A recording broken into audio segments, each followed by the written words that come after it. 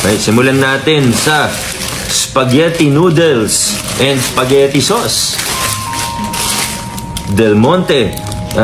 Yung nakuha po natin siya sa presyong 132.75 pesos. Mukhang masaya ang mga taga-Pasig sa pa-Christmas basket ni Mayor Vico Soto, samantalang malungkot naman ang mga kontraktor na sanay sa paldong kita sa gobyerno. Public bidding po ito, no?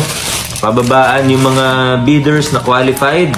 Keyword, qualified dapat. May mga na-disqualify tayo kasi may mga kulang po. Fast forward na lang tayo sa kanyang video. Sa requirements nila, tingin natin, di sila makapag-deliver ng maayos. Chicken luncheon meat. Nasaan tayo? Yun, chicken luncheon meat. Sinisiguro rin natin, na halal ang mga kasama, para hindi na isa-separate pa o mahirapan pa yung mga kapatid nating Muslim. Gusto natin inklusibo ang mga programa natin, So, chicken luncheon meat, nakuha po natin siya sa halagang 73.75 pesos. Meron din po tayong mixed fruit cocktail, 79.50 pesos. Meron din po tayong sweet and creamer. Ano ba yun? Creme densada. Nasaan po siya? Yan, Angel creme densada, sweet and thick creamer. Magkano po ba yan? 58 pesos. Hindi po ako endorser ng mga brand na ito. Ito lang po yung mga sinusupply ng nanalong bidder. Hindi po ako yung namili ng mga brand.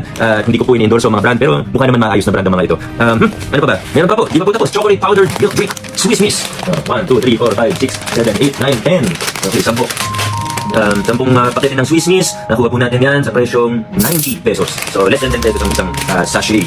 Okay, tuna, corn tuna, dalawang lata. So, nasa 72, 150 yung dalawang lata.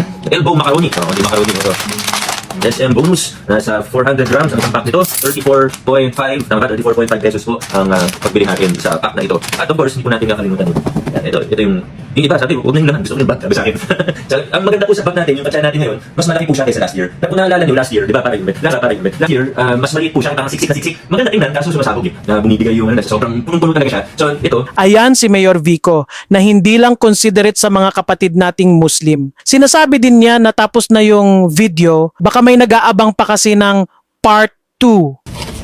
Yung laman halos siguro pareho naman nung last year, pero mas malaki yung bag. Yan, so, yan. Tapos na po yung video.